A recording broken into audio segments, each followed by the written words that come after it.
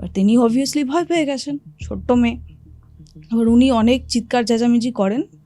অনেকক্ষণ পর একজন মহিলা আসে তার কাছে, আমি কোথায় আছি, আমি বাবা মার কাছে যাব, আমার ভাই কোথায়। হাঁটতে গিয়ে সে এদিক ওদিক দুলছে, হয়তো বলা যাবে না একেবারেই বলা যাবে না। তো তিনি কি করলেন, এবং তিনি কিন্তু তার বিশেষ একটা নামে তিনি ফেসবুকে আছেন, কিন্তু সেই ফেসবুকেও নজরদারি রাখা হয় সেখানকার লোকেরা, যাদেরকে আমরা পিম্প বলি বা দালাল বলি পাতি কথায়। তারা কিন্তু নজরদারি রাখেন যে সে কার সাথে কথা বলছে, কী ধরনের কথা বলছে, কোনো বেফাস কথা কারোর সাথে বলছে কি না। তো এই নজরদারির মধ্যে কিন্তু তিনি প্রত্যেকটা সময় থাকেন। তো সেই থেকে তিনি আর কি একটা সলিউশন বের করলেন, একটা ফেক প্রোফাইল উনি তৈরি করলেন এবং বললেন যে আমি এই টাইমের মধ্যে আমি তোমাকে ফ্রেন্ড রিকোয়েস্ট পাঠাবো, তুমি সাথে সাথে অ্যাকসেপ্ট করবে, আমি তোমাকে একটা ভয়েস নোট পাঠাবো, তোমার শোনা হয়ে যাওয়ার সঙ্গে সঙ্গে আমাকে তুমি বলবে যে আমার শোনা হয়ে গেছে, এবং দেন উনি ওই প্রোফাইলটা ডিলিট করে দেবেন। এটা এনজিওর যিনি আছেন সিইও তার মাধ্যমে কথা বলেছিস? হ্যাঁ, মানে তিনি যোগাযোগ করিয়ে দিয়েছিলেন আমাকে। তিনি যেই নাম দিয়ে প্রোফাইলটা খুলেছিলেন, যেটা অলরেডি ডিলিটেড, আমি সেই নামটাই ধরে বলছি। তিনি নাম রেখেছিলেন রোজি, তারপর মানে একটা কারণ অনেকে আবার সেটা দিয়ে সার্চ করতে পারে। হ্যাঁ, ওটা নেইও, সার্চ করলে পাবেও না। হ্যাঁ, ওটা একেবারেই ফেক নাম, ওনার যে জীবনের ঘটনা, খুবই প্যাথেটিক বিষয়। এবং আমি একটা জিনিস বলে রাখি তো দর্শকদের জন্য, যে এই যে পুরো ঘটনাটা বলবো, সেখানে এমন অনেক কিছু আমি বলবো আজকে যেগুলো কিনা খুবই সমাজের একটা অন্ধকার দিক, খুব ডার্ক একটা দিক।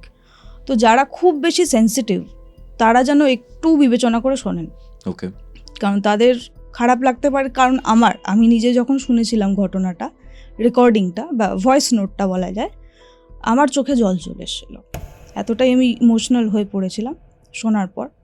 তো সেই জন্যই বলবো একটু বিবেচনাপূর্বক যেন তারা শোনে। তো আমি শুরু করছি প্রথম থেকে। তো রোজি এখানে এসেছিল মানে খুব উইয়ার্ড ভাবে, খুব অদ্ভুতভাবে। সেটা হচ্ছে তখন তার বয়স ছিল এই 9.5-10 বছর বয়স। তো তিনি খুবই গরিব ঘরের একজন মেয়ে। তিনি তার ভাইয়ের সাথে মেলায় গিয়েছিলেন, কিন্তু তাদের কাছে কোনো রকম টাকা পয়সা ছিল না, মানে তার বাবা মা এবেল ছিলেন না তাদেরকে কিছু দেওয়ার জন্য, তারা এমনি ঘুরছিল। এবং সেইখানে পুতুল খেলা বা পুতুল নাচ দেখানোর একটা স্টল বসেছিল। তো তাদের কাছে টাকা ছিল না, তারা পেছন দিকে দাঁড়িয়ে দেখছিল। সেই সময় একটি লোক নাকি আসে, যার বয়স এই ধর 30-35 বছর এরকম। তখন একটা লোক আসে, এসে তাদের দুজনকে বলে, বাচ্চা দুজনকে বলে যে তোমাদের কাছে টাকা নেই, ঠিক আছে আমি তোমাকে টাকা দেবো, চলো সামনে থেকে দেখবে। এবার বাচ্চাদের মন, পাপেট শো দেখতে পাবে সামনে থেকে, তারা হ্যাঁ, কতই বা বয়স আর বুদ্ধি বা কতটুকু, তারা খুব মজা পেয়েছে, তাদেরকে দেখিয়েওছে, টাকা দিয়ে তাদেরকে পাপেট শো পুরো দেখিয়েছে। রোজি আর তার ভাই জাস্ট ওখান থেকে বেরিয়ে খাবারের স্টলের দিকে বা খাবারের দোকানের দিকে যাচ্ছে, এইটুকুই তার মনে আছে। এরপর থেকে তিনি পুরো ব্ল্যাঙ্ক, আর কিচ্ছু মনে নেই তার। শুয়ে থাকতে পারে, সে উঠে যদি বসে তার কপালটা ছাদে ঠেকে যাবে, এতটাই ছোট্ট একটা ঘর। আচ্ছা, সেখানে জাস্ট একটা ওই 0 পাওয়ারের মতন একটা বাল্ব টাইপের জ্বলছে, এরকম অন্ধকার, বদ্ধ ভ্যাবসা জায়গা, প্রচণ্ড গরম করছে, ওইখানে তিনি বন্দি রয়েছে। এবার তিনি অবভিয়াসলি ভয় পেয়ে গেছেন, ছোট্ট মেয়ে। এবার উনি অনেক চিৎকার চেঁচামেচি করেন। অনেকক্ষণ পর একজন মহিলা আসে তার কাছে। তার সাজ পোশাক কীরকম, খুবই জবরজং একটা শাড়ি পরা, মাথায় খোপা, মানে একদম টপ নট যেটাকে বলা হয় সেরকম বাঁধা, এবং প্রচুর গয়নাগাটি পরা, এমন নয় যে সোনা গয়না পরে রয়েছে, আর খুব উগ্র সাজ তার। এসে সে বলে সে নাকি হিন্দিতে কথা বলছে, এবং তার হিন্দি জানা ছিল না তখন। তিনি হিন্দিতে নাকি বলেছিলেন যে তোকে এখানেই থাকতে হবে, চুপচাপ থাক নইলে মার খাবে, ঠিক আছে। এবার ও প্রথমেই ওর ছিল যে আমার ভাই কোথায়, আমি কোথায় আছি, আমি বাবা মার কাছে যাব, আমার ভাই কোথায়। তো ওকে প্রচণ্ড মারধর করা হয়, মারধর মানে সেই পশুর মতো তাকে মারধর করা হয়, এবং অনেক পরে ধর্ষণ করা হয়। এক বা একাধিক পুরুষ দ্বারা তাদেরকে ধর্ষণ করা হয়, ওই বাচ্চা বয়স। তাদের প্রধান উদ্দেশ্য থাকে সেই মেয়েটির বা সেই বাচ্চাটির মনোবল ভেঙে দেওয়া, তাকে মানসিকভাবে এবং শারীরিকভাবে তাকে যথেচ্ছ অত্যাচার করে, তার মনোবল ভেঙে দেওয়া হয়। মানে সে যতবার প্রতিবাদ করবে, যতবার কান্নাকাটি করবে, ততবার তার সাথে অত্যাচার হবে। সেই দিক থেকে দেখতে গেলে তার ধর্ষণও হচ্ছে, তাকে পশুর মতো মারা হচ্ছে, তাকে খেতে দেওয়া হতো না, খেতে দেওয়া তো দূরের কথা, জল অবধি দেওয়া হতো না। কি বলছিস? প্রচণ্ড ব্রুটাল। এগুলো মানে শুনেছিস? একদম। বলেছেন? এবং এই জিনিসগুলো জল খেতে দিত না? না, জল দিত না দিনের পর দিন, মানে একদিন দুদিন তাকে জল দিত না। ঠিক আছে, তো এইভাবে মানে তাদের প্রধান উদ্দেশ্য হচ্ছে তোমার মনোবলটা ভেঙে দেবে। ঠিক আছে, এবার তারপরে যখন সে একটু বড় হলো, মানে ধর কয়েক মাস কাটলো, তখন তাকে ওই ঘরটা থেকে, মানে অতদিন কিন্তু ওই ঘরটাতেই ছিল, মানে কত ছোট ঘর সেটা আমি তোকে বললাম, মানে একটা ছোট্ট বাচ্চা উঠে বসতে পারবে না, এতটা ছোট ঘর।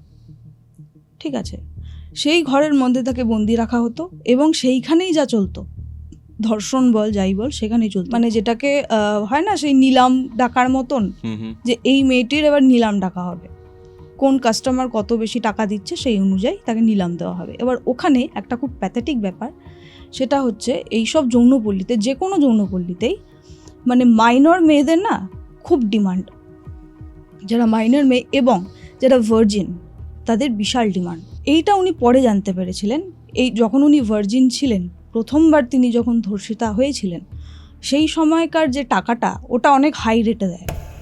মানে যে কোনো কাস্টমার যদি ভার্জিন মেয়ে চায় তাকে অনেক হাই রেট তাকে পে করতে হয়, তবে সে একটা মাইনার এবং ভার্জিন মেয়ে পাবে। ঠিক আছে, তো সে তিনি তাকে যখন নিলাম করা হলো এবং তখনও তাকে দিনের পর দিন ধর্ষণ করা হলো, এটা ধর্ষণই বলা উচিত। তিনি তো আর উইলফুলি করছেন না ব্যাপারটা। তো এই জিনিসটা হওয়ার পর তাকে তো অত্যাচার তো অবভিয়াসলি করা হতো। এবার এইখানে যেই দিল্লির যে যৌনপল্লীর কথা বলছি, সেখানে একটা ঘটনা তিনি করছিলেন। আসল যে ঘটনা যেটা আমি আজকে এখানে বলতে এসেছি সেটার থেকে এটা আলাদা, বাট স্টিল আমি বলছি। ওখানে যেটা হতো, ওখানে তো রাত্রিবেলাটা খুব জমজমাট থাকে, যেটাকে বলে, ঠিক আছে, সোকল্ড জমজমাট, মানে প্রচুর লোকজন থাকে। এবার যখন রাতটা ঝিমিয়ে আসে, মানে শেষ রাতের দিক থেকে না লোকজন কমতে থাকে, ওই টাইমটা উনি দেখতেন, মানে যেই ঘরে উনি থাকতেন, উনি ছোটটা না, তারপর তো ওনাকে শিফট করা হয়েছিল ওই ঘরটার থেকে একটু বড় ঘর, ওইখানে যেখানে শিফট করা হয়েছিল ওই ঘরটাতে উনি দেখতে পেতেন ওনার অবস্থা কীরকম থাকতো। উনি বলেছিলেন আমাকে, মানে উনি প্রায় মরার মতন পড়ে থাকতেন হাত পা ছড়িয়ে। মানে উনি যে উঠে জল খাবেন, মানে গলা শুকিয়ে যাচ্ছে তেষ্টায়, উনি উঠে যে জল খাবেন সেটুকু শক্তি ওনার শরীরে থাকতো না। ঠিক আছে, এবার উনি না কোকিয়ে বলছেন, আমি আর পারবো না, এবার আমি মরে যাব, মানে এতটাই ওনার কষ্ট হচ্ছে। কিন্তু উনি দেখতে পাচ্ছেন যেই এসেছে কিনা ঘরের মধ্যে, সে কিন্তু ওনার ওপর চড়াও হচ্ছে না বা ওনাকে টাচ করছে না, সে ওনার চারপাশে ঘুরছে। এবার উনি মানে অনেকক্ষণ ধরে যেটা যখন হচ্ছে, তখন ওনার মনে হলো আমি যেখানে শুয়ে রয়েছি, যেই খাটিয়াটার ওপরে, সেটা চারপাশে ঘোরার স্কোপ নেই, মানে এক পাশের দেওয়ালে পুরো সাঁটানো খাটিয়াটা, যদি কেউ পায়চারি করে তাকে একদিক দিয়েই ঘোরাফেরা করতে হবে, যদি রাউন্ড দিয়ে ঘোরে স্পেসই তো নেই, রাউন্ড দিয়ে ঘুরবে কি। তখন ওনার একটু সন্দেহ হলো, মানে ব্যাপারটা কি হচ্ছে, আমি কি ঠিক দেখছি। এবার উনিও তো সুস্থ অবস্থায় নেই, তখন উনি একেবারে খারাপ অবস্থা তার, তিনি জাস্ট ঘাড়টা উঠিয়ে দেখতে চাইছেন কে আছে। তখন উনি দেখতে পেলেন একটা মানে সেই অদ্ভুত অবয়ব, যেটা কিনা মানে তার মনে হচ্ছে যে তার গায়ে কোনো জামা কাপড় নেই, সেই যে জামা কাপড় বিহীন যে মূর্তিটা উনি দেখতে পেলেন, সে না ক্রিপল করছে, মানে লেংড়ে হাঁটছে। আচ্ছা, হ্যাঁ, লেংড়ে হাঁটছে এবং হাঁটতে গিয়ে সে এদিক ওদিক দুলতে তাকে পুরো প্রদক্ষিণ করছে। এইটা যখন উনি দেখলেন, ওনার ভয় লাগলো প্রথমে, তারপর উনি দেখার চেষ্টা করলেন যে এটা কে। এবার ওনার ঘরে যেই ধরনের আলো থাকে, যেই পরিমাণ আলো থাকে, সেই নেই। এই জিনিসটা হয়ে গেল খানিকক্ষণ হওয়ার পর, যখন মোটামুটি দিনের আলো ফুটে গেছে, ওই জিনিসটা নেই। উনিও ক্লান্ত হয়ে উনি ঘুমিয়ে পড়েছেন। প্রথম দিন গেল, আর পরপর বেশ কয়েকদিন উনি এই জিনিসটা নোটিস করলেন। যখন উনি নোটিস করলেন, তখন দেখতে পেলেন আরেক দিনের ঘটনা সেটা হচ্ছে উনি একইভাবে সেমভাবে উনি আর কি ওরকমভাবে পড়ে রয়েছেন। ওনার মধ্যে শক্তি নেই আর উঠে যাওয়ার, কিন্তু ওনার সেদিন না খুব খিদে পেয়েছে কিন্তু উঠে যিনি উনি খাবেন বা কিছু করবেন ওনারা শরীর দিচ্ছে না। সেই সময় উনি দেখছেন যখন শুয়ে রয়েছেন ওই যে মূর্তিটা যে আর কি প্রায়ই আসে ওনার কাছে, সে এসে ওনার মুখের সাথে মুখ লাগিয়ে মানে একদম মুখের কাছাকাছি এসে ওনাকে না দেখছে। প্রথমে উনি চোখ টোক কিছু দেখতে পাননি, খালি একটা অন্ধকার মূর্তি দেখতে পাচ্ছেন। ওনার ভয় লাগছে আর গন্ধটা খুব প্রকট হয়ে রয়েছে তখন উনি দেখতে পাচ্ছেন, প্রথমে উনি জাস্ট একটা ব্লারি ফিগার দেখতে পাচ্ছেন কালো টাইপের। হট করে চোখ দুটো না জ্বলে উঠলো, পুরো সাদা ফ্যাটফ্যাটে দুটো চোখ জ্বলে উঠলো। আর দেখতে পাচ্ছেন ওই যে চোখ দুটো হালকা হালকা না গলতে গলতে নিচে নিচে নামছে। কি বলছিস? হ্যাঁ, ওইটা যখন উনি দেখেছেন উনি চিৎকার করে উঠতে গিয়ে খাটিয়া থেকে পড়ে গেছে। আচ্ছা। খাটিয়া থেকে পড়ে যাওয়ার পর এবার ওখানকার যারা কিপার্স থাকে, এখানে একটা ছোট্ট করে বলে রাখি, এই যে যৌনপল্লীগুলো যেগুলোকে আমরা খুব র ভাষায় কোঠা বলে থাকি, ওই কোঠাগুলোর মধ্যে না দুজন হেড থাকে। একজন হচ্ছে কোঠা মালিক, একজন হচ্ছে কোঠার কিপার। যিনি মালিক তাদের কাছে জাস্ট ভাড়াটা দেওয়া হয়, কোঠা মানে ফ্ল্যাট ভাড়া যেরকম আমরা দিই, বাড়ি ভাড়া যেরকম দিই সেরকম ভাড়া যায় মাসে মাসে বা সপ্তাহে সপ্তাহে। আর একজন কিপার থাকে যিনি কিনা সব কিছু মেনটেন করে, সো কল্ড মেনটেনেন্স উনি দেখেন, যে ম্যানেজার বলা যায়। তো সেই রকম যে ম্যানেজার কিপার যে তিনি এসছেন, এসে তাদের সাথে কখনো কেউ ভালো ব্যবহার করে না, ঠিক আছে, সবাই গালাগাল দিয়েই কথা বলে, ওটাই ওখানকার দস্তুর। তিনি খিস্তি খেউর করতে করতে এসছেন যে অমুক অমুক 4 অক্ষর 3 অক্ষর তুই কী করছিস, মানে বেশি কাস্টমার তুই ডিল করতে পারছিস না, এটা বলতে বলতেই উনি ঢুকেছেন। দরজাটা খুলে জাস্ট ঢুকে উনিও সম্ভবত কিছু দেখতে পেয়ে উনি ছিটকে বেরিয়ে চলে এসছেন।